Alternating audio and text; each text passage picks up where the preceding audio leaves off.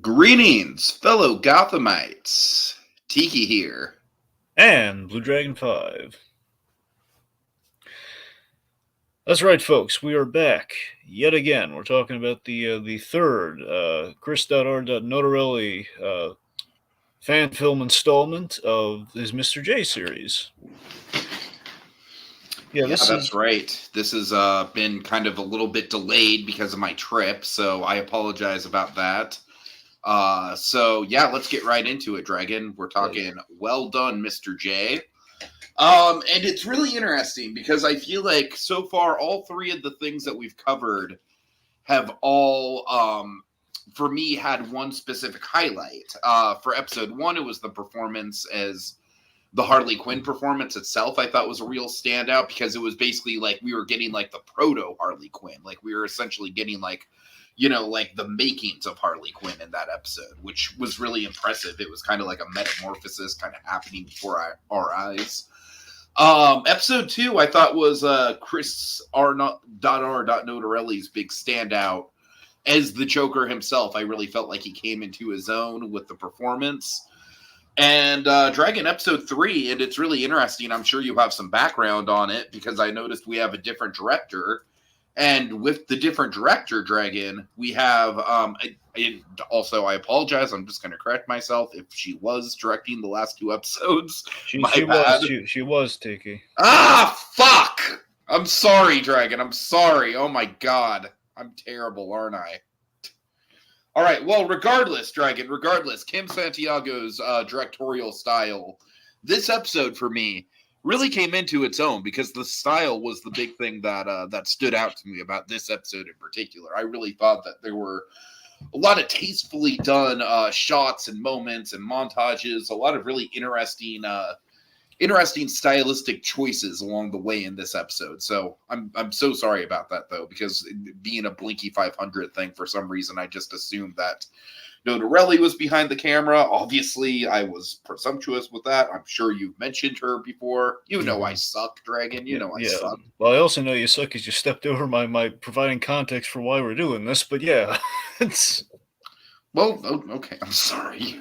Yeah, okay, well, give them the context then, Dragon. I'm sorry. Yeah, so folks, just I think you get the idea by this point, but just in case you don't, we had covered, the Joker blogs rather extensively, and the point being that was like one of the greatest fan series ever done in relation to Batman Joker and specifically the Nolan Dark Knight films, and that was very much a takeoff. What would have happened if Heath Ledger stuck around, and we were able to kind of see what would happen right after the Dark Knight, and even bridging the gap between Dark Knight and Dark Knight Rises. Only problem is there was no ending, which is why we're talking about a different approach. It's something kind of set in the Nolan verse of the Dark Knight, but we actually get to see some payoffs here, and we're kind of approaching it kind of like we're doing them.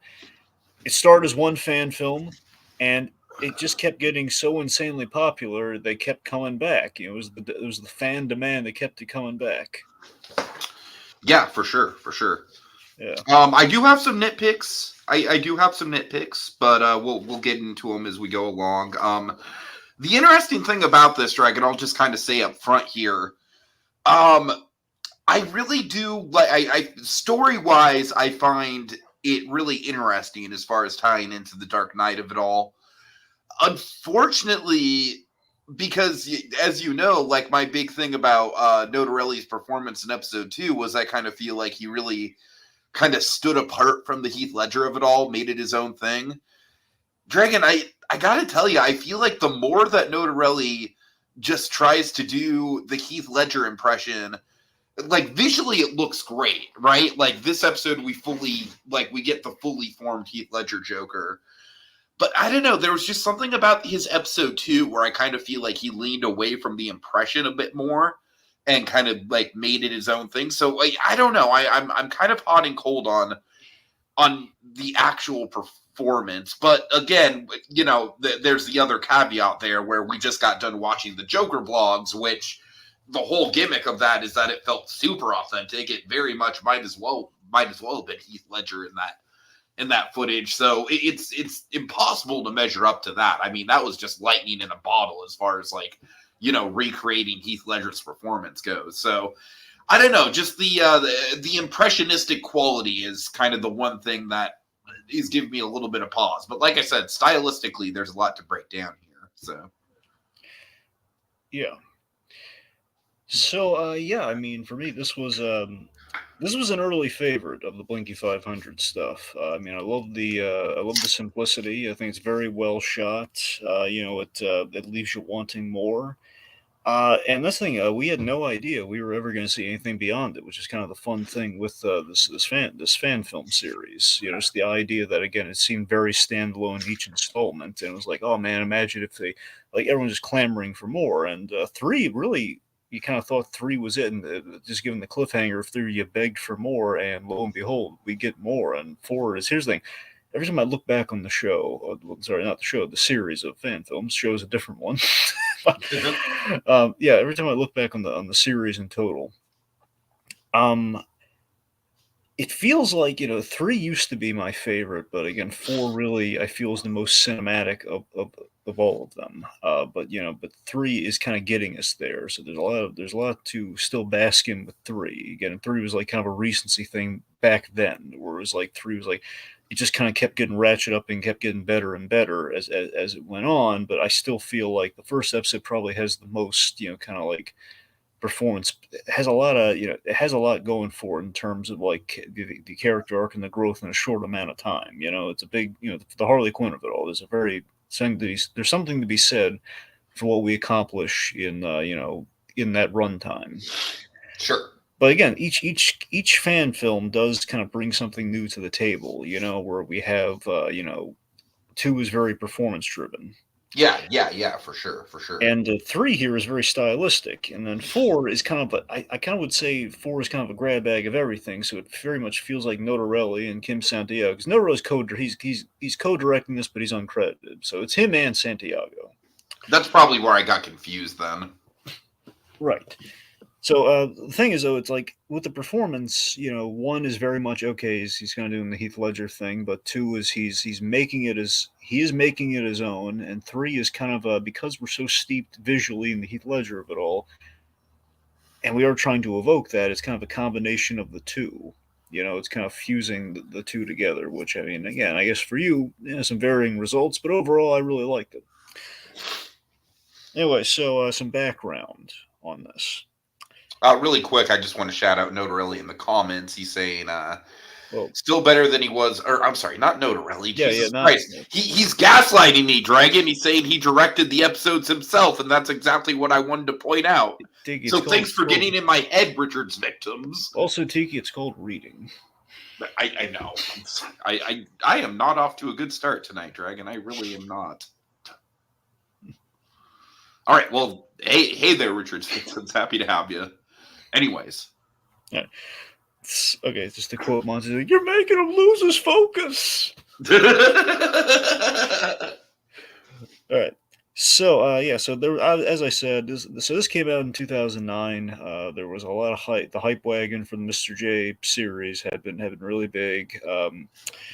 It was a big boon for Blinky 500 because really Mr.J really brought a lot of traffic to the channel and a lot of the fan films that he was doing at the time. I really feel it was a big, again, it brought me to him. So Mr.J stuff was I feel very huge, and I think one of the underlying reasons he leaned into doing more fan films. Of course, nowadays it's very much the T-shirt phrase of you fund it, I'll film it sort of thing. But back then, I'm not saying this doesn't happen occasionally when there's a lot of interest in something, but it's ultimately his decision. Where back then it felt very much more in the early kind of young buck days, like I'm building an empire here.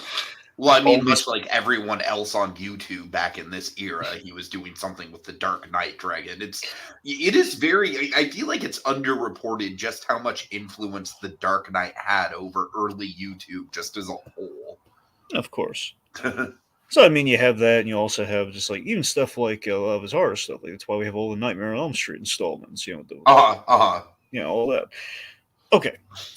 So yeah, this was supposed to be a very simple shoot because, as you can see in this fan film, don't get me wrong, it's steeped in some great stuff, but not a lot happens. Story-wise, it really is pretty much like I said, like visually we do a lot. Like we do get we do get a lot of progress visually, but story wise, it's definitely the the least eventful, but obviously it makes up for in style. Sure.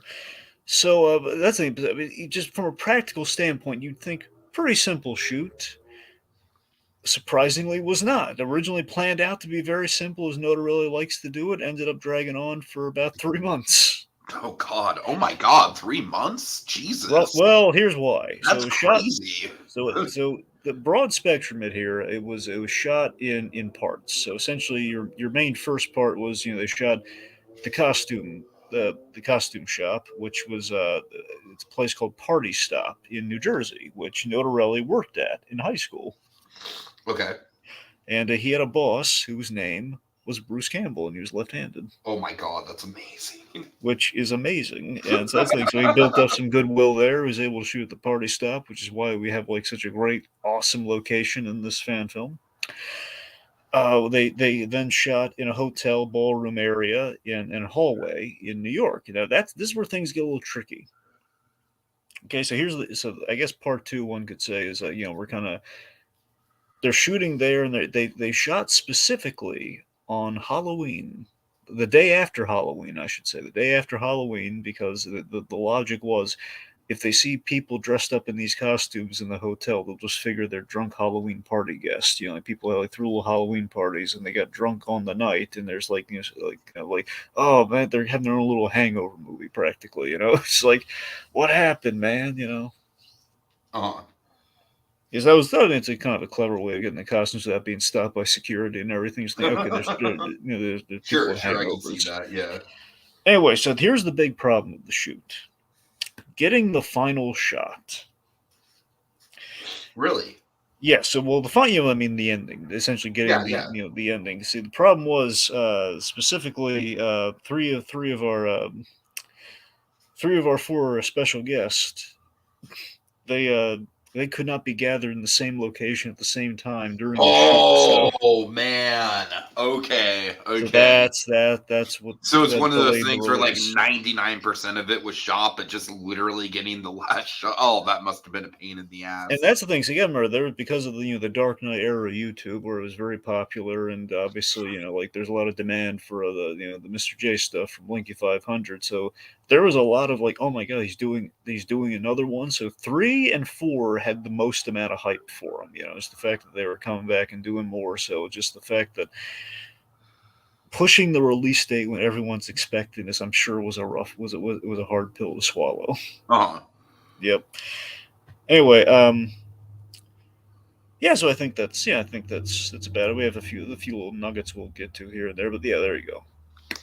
Alrighty. Well, yeah. So, Dragon, right off the bat, stylistically, I was very impressed with this opening shot, because for me, essentially what we're doing is we're basically taking, we established, okay, they are on a security monitor, but I feel like we take the graininess of the security monitor and translate that into the whole sequence, which I thought was a really fascinating approach. And frankly, Dragon, I've honestly never seen something like that done before, exactly like this, if I'm reading the style the right way. Yeah, so I do really like that security camera thing. It is kind of... It's almost kind of like a through the looking glass kind of effect, Yeah. I mean, it's also kind of nice too, where it's... I mean, the whole second fan film, Anything You Say, Mr. J, it very much had a Natural Born Killers vibe, and to some degree, it's kind of a little reminiscent of the scene in Natural Born Killers when they go to the I don't want to just say Walmart, but they go to the superstore to get to get the anti-snake venom. Uh-huh. So yeah, so Joker and Harley. So this is the other thing I want to mention. This is kind of important. I guess somewhat ties into the making of. At least it's more speculative.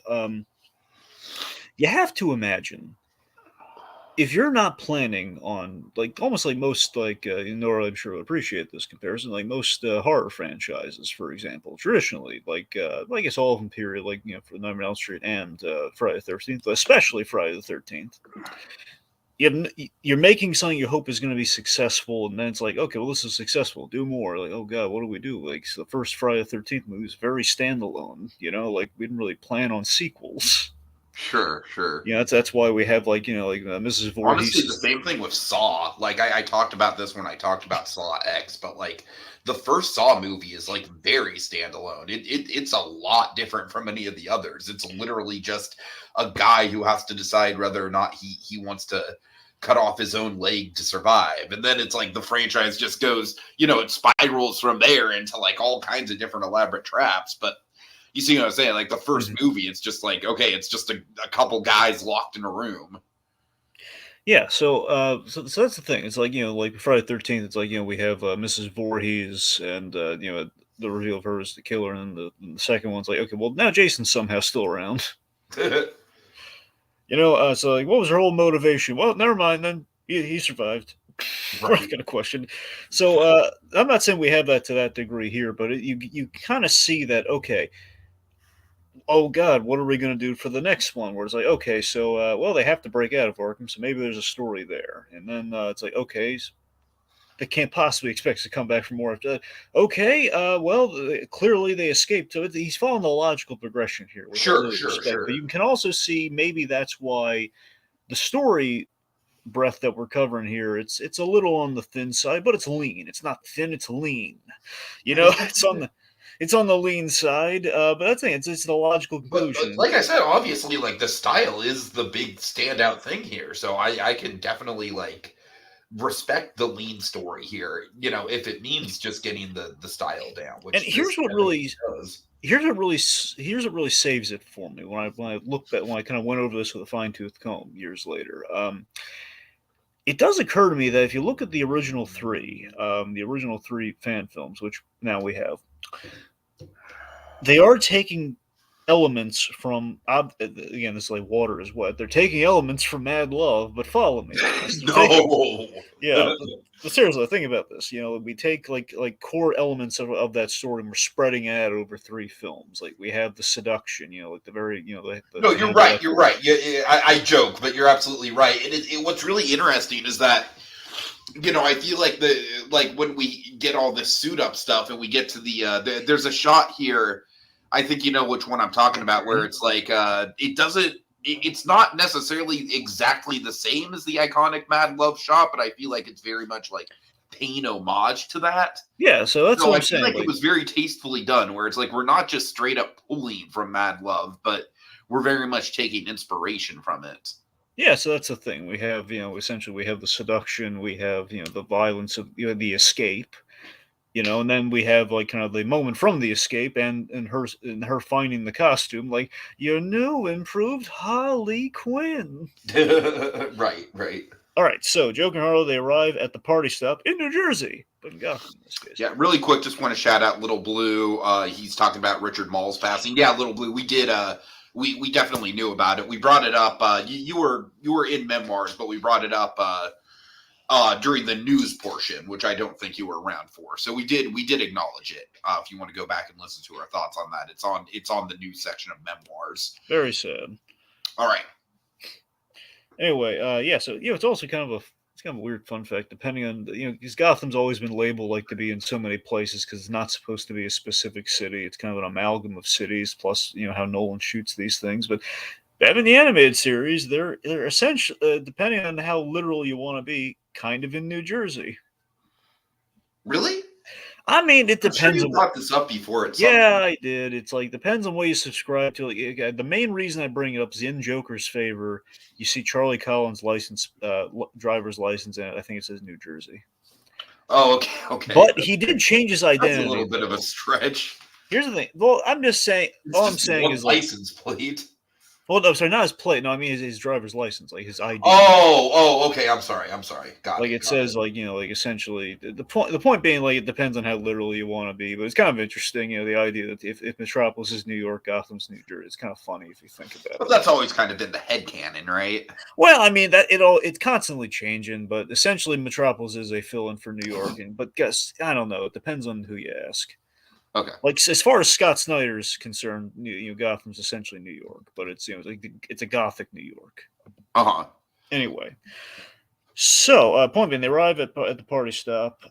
This is the birthplace of your new life, and we're going shopping, which is a very animated series line to me, which I Oh yeah, really like. absolutely. I mean, it's like, Harley Quinn has had a couple very memorable shopping moments in the animated series over the Also, years. it reminds me of like way back in the beginning, even before Harley Quinn. Like, when the going gets tough, the tough go shopping. Oh my god. Ironically enough, there's also a really memorable Mr. Burns line from The Simpsons about like, well, Smithers, we've conquered all of spring. I don't remember exactly what the setup is, but what do I want to do now? Shopping. All right. Anyways, I don't know why that sticks out to me so So, much. so I mean, I It's like thematically in comparing Joker to Batman, the Nolan films here, at least what we're doing in our fan film. I like that it's kind of theatricality and deception on in a sense of what they're doing here. They're getting their cost, they're donning their theatrical garb, and ultimately the plan is a deception. That's ultimately what the big reveal is at the end of the thing. What Joker's plan is. So I like that it's kind of fitting into Batman's methodology there. It's kind of neat. Sure, sure. So we see the camera shot, which is great. Now, so talking about party, how do you feel about the location to you about the party stuff? Well, I mean, you know what it really reminds me of, Dragon? It really gives me a Haunted Mask vibe. Mm-hmm. And obviously, like this whole Haunted Mask mixed with the way we shoot this is very much like, hey kids, you like Hot Topic? Like, and I don't say that as a bad thing. Like, I'm down with this style, but it very much feels like, like an early 2000s like emo music video essentially.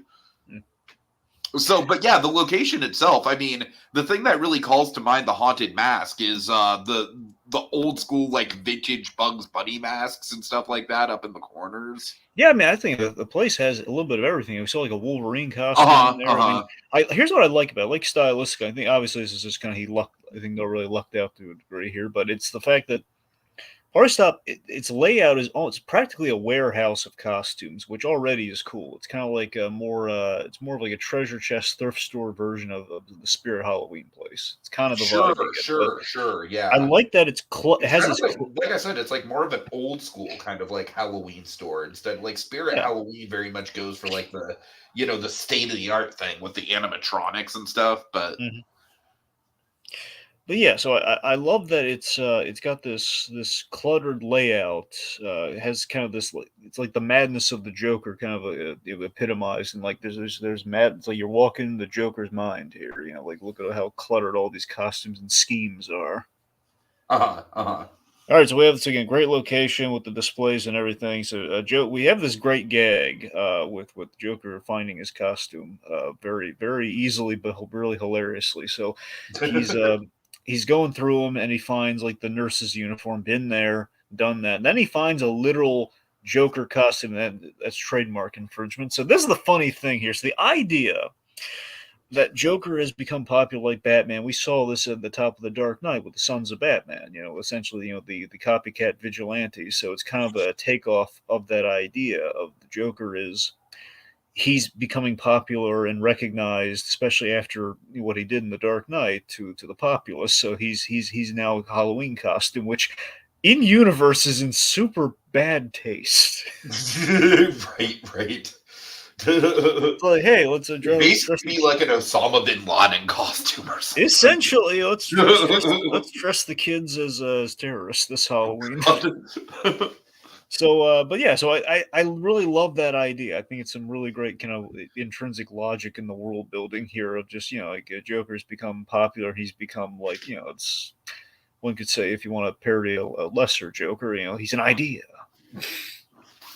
Right. No, seriously, he's kind of like he's becoming a symbol, much like Batman has, and like he was going for the Nolan films. It's the perverse version of becoming a symbol. So he's becoming literally anarchy incarnate in a purple suit. So like, it'll. I just love. He's not flattered by. He's like, it'll do.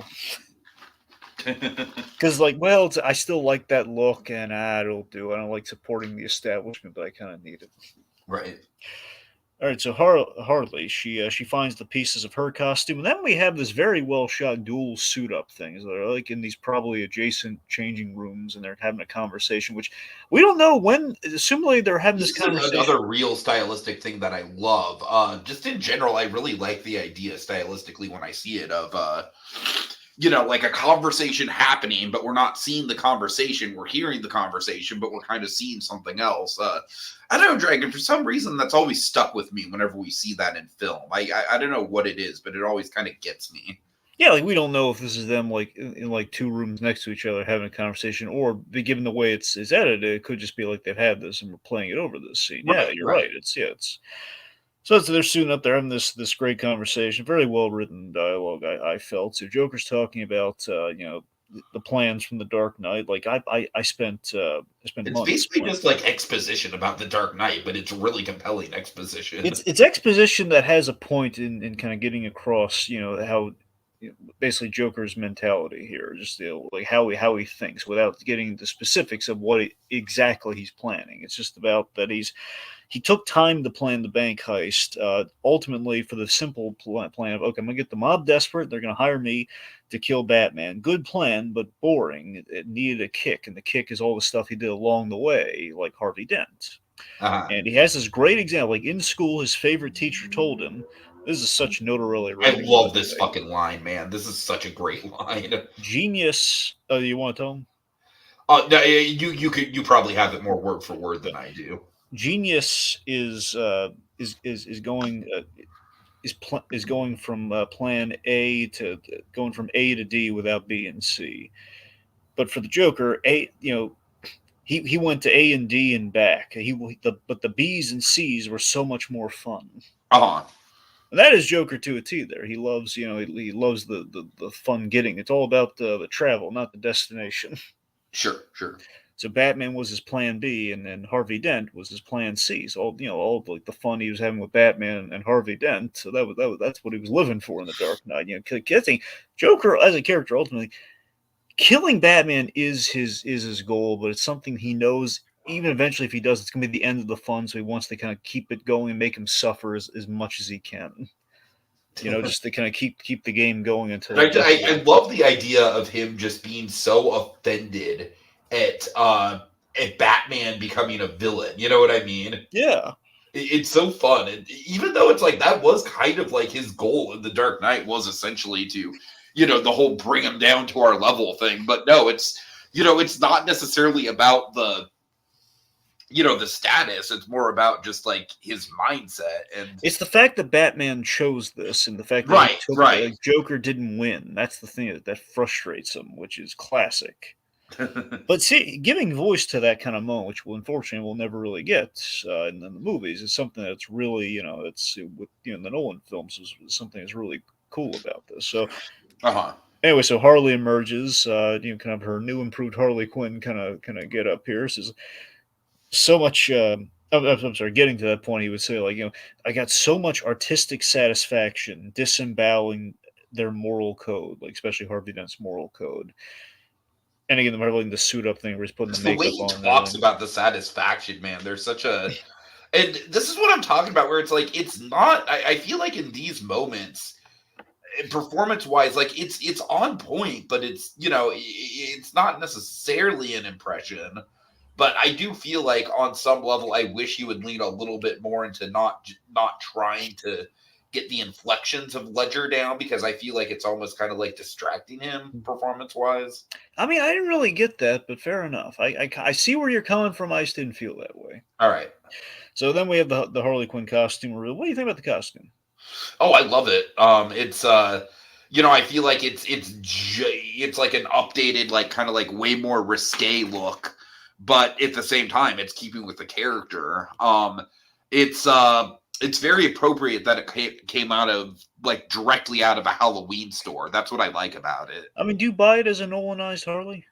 Yeah, I do. Well, that's kind of what I like about it coming out of a Halloween store is that it's realistic in that regard. You know, it looks like a slutty Halloween costume essentially. I mean, also on brand to some degree. I mean, that's the thing in Mad Love. You know, she goes into a costume. She goes into like a novelty store and she grabs a Harley Quinn costume off the rack and then like takes some stuff to break the Joker out. And then speaking of Mad Love, we get this great. I love the camera pan and his movements as he swoops her up in his arms. This is what I'm talking about, Dreg. Where it's not quite, you know, like panel per panel the iconic Mad Love shot, but it's very much inspired by that mood. I mean, honestly, I'll give you one better. I'll do you one better.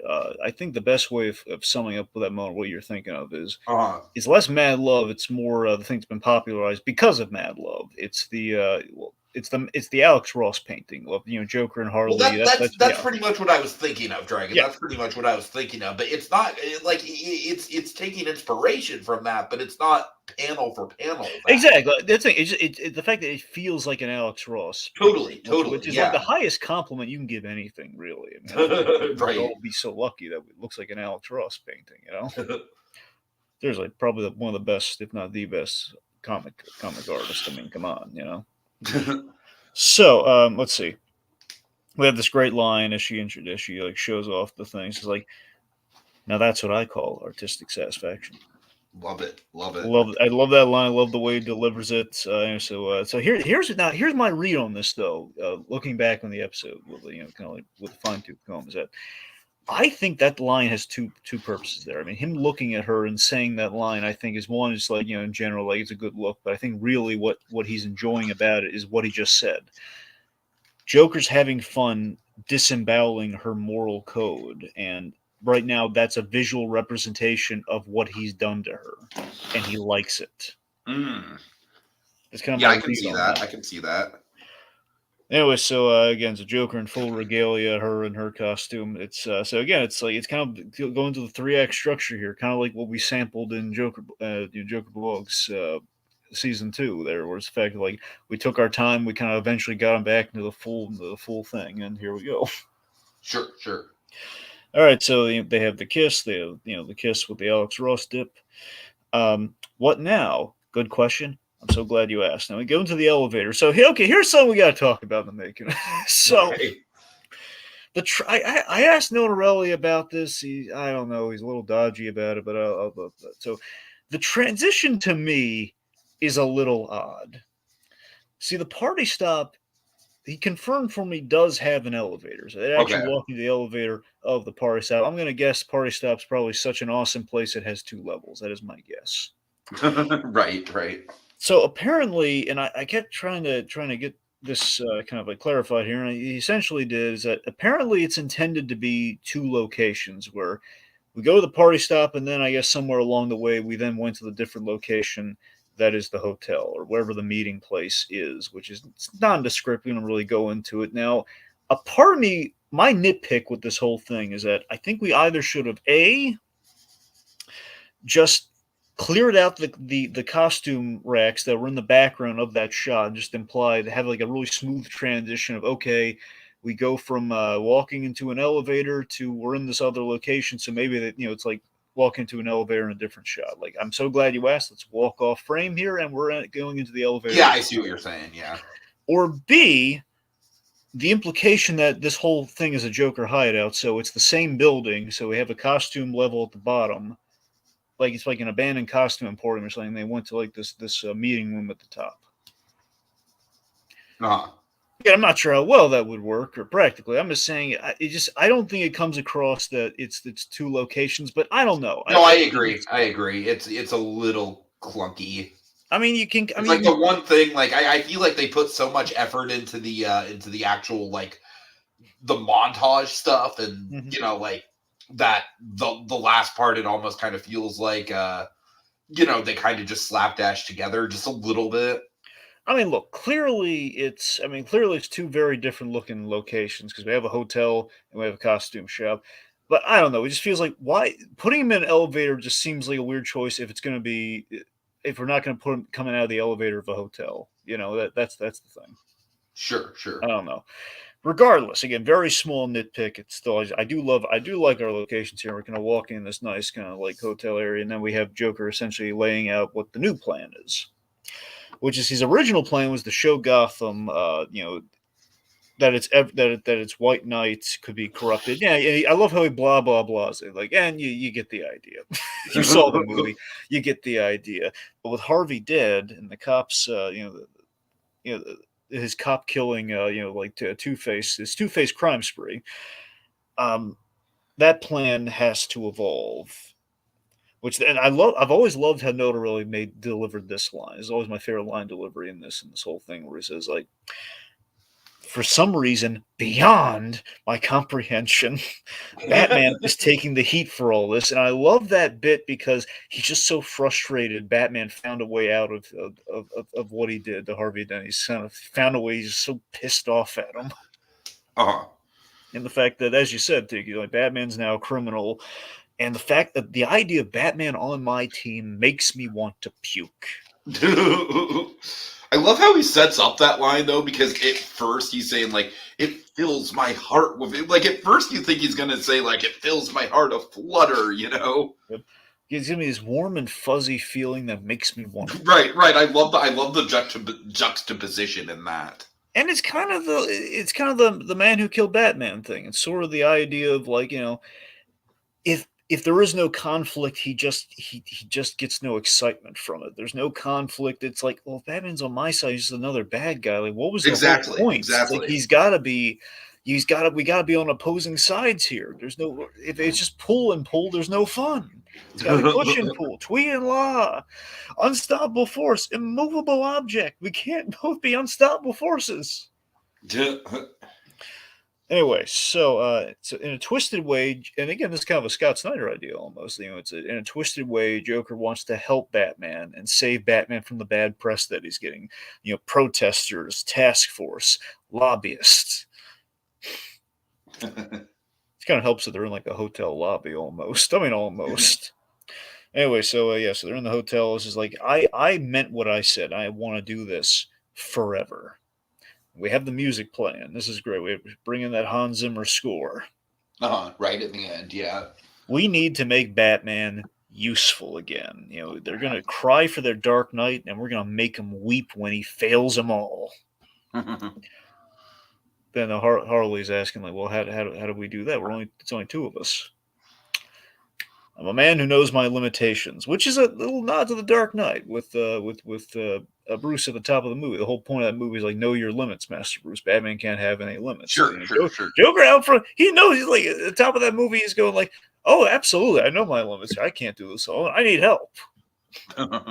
So that's why I've enlisted some reinforcements, and then we have our big reveal shot that apparently took 3 months.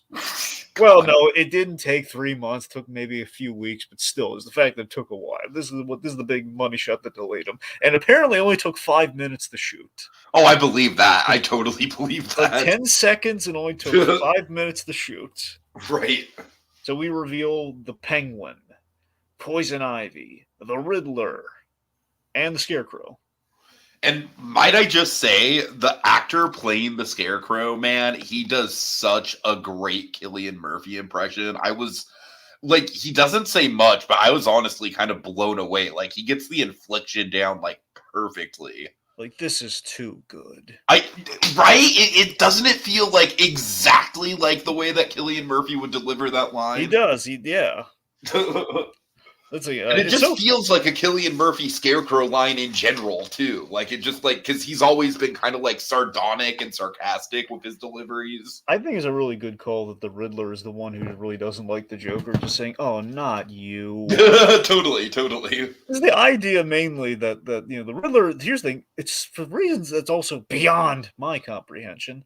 Just the fact that for all these years, Joker and Riddler have always been compared to each other, and it's less the fact that I know the idea of jokes and riddles, that I get. What I don't get is some people say, like, oh yeah, the guy in the green suit. How are you confusing that with the Joker? Riddler's wearing the gray and Joker's wearing the purple. It's not that hard.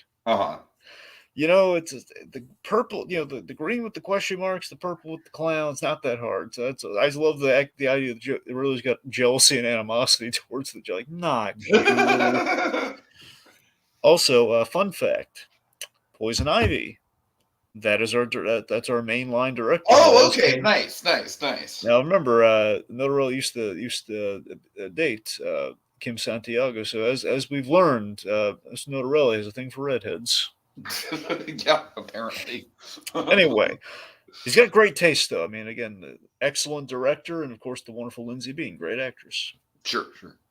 Okay. Also, just the guy who plays Penguin Dragon, he doesn't say anything, but great look. I want to see more. I love the monocle, though. He's polishing that monocle. Okay, so they're all gathered there, and says, "I'm glad to see most of you made," which makes you wonder who didn't make it. That's the real question. Who turned down? So we know Two Faces. Two Faces gone. This is like it anyway. So now Killer Croc. The Croc. It's funny that we did set up that Croc probably existed in the Nolan films. So Right. Alligators in the sewer, plus if you factor in some other stuff, All right.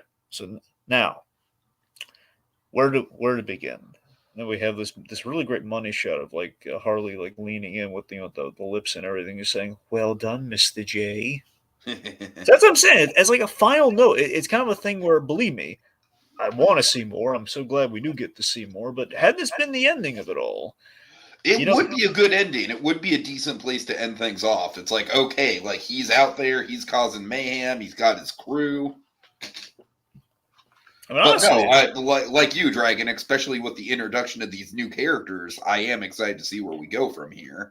I mean, in kind of in a nice way, really painting himself into a corner here of success, where it's like everyone's going to want you to do another part, buddy. You're going to have to shoot that. Right. It's like, oh man. I just hope the scheduling for getting all these people on set was easier going forward.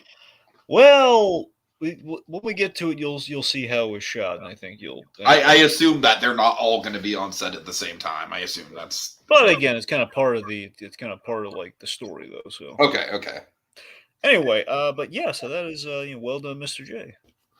All right. Well, yeah, like I said, Dragon, it's really interesting how episode 1 we really got kind of like the origin story is a kind of compelling point of interest. Episode 2, it's definitely a performance piece, and episode 3, just stylistically, again, I can't say enough good things about, especially all the stuff in the costume shop, and going through that.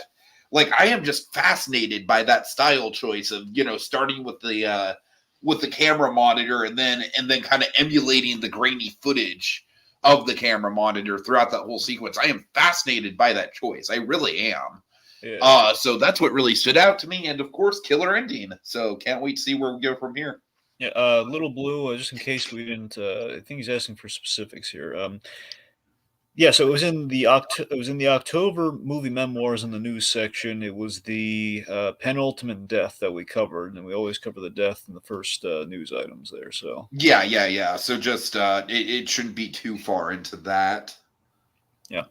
But as I said again, I mean, it's going to be interesting seeing how this holds up compared to the fourth one, because the fourth one was always is a real showstopper. But I still got a lot of love for this one, man. Even though it's more of just kind of like in the grand scheme of things, it's more of just kind of like a little, it's a step forward versus like the big payoff. But on its own, though, it does feel like satisfying in terms of like you can write the whatever ending you want in your head, sort of thing. This is like the big payoff to Harley Quinn's becoming, and why ultimately Joker's doing all this. Because think about it, in a sense, if you look at it as like Joker's usually the main reason he manipulates Harley Quinn in the first place is he wants like an easy ticket out of there with someone who's going to break him out. Sure. And to some degree, that's true here too, where he's probably had this plan to get his revenge on Batman, or at least exonerate Batman. Then ultimately, you can have his big moment in the spotlight. And to do that, he needs Harley. So it is kind of full circle, and her donning the garb of a costume villain and joining the forces of these costume villains and becoming basically the creation of the Nolanized Rogues Gallery. It's a big moment. So there's a lot there. I think a lot gets conveyed there, and we do pay off. At least Harley's becoming there in a really big way. Oh. All right. Well, big thanks to Richard Blue. Richard Blue. Jesus Christ, I'm on fire tonight. Don't ship our commenters, Tiki. Big thanks to Richard's victims and Little Blue for joining us in the comments. Next week we'll be back. We will be back to Batcave Beyond. I'm excited to get back to that. But then going forward, we'll continue rotating between Batcave Beyond 1 week, this 1 week. So yeah, that's it. Have a good night, folks. See you later.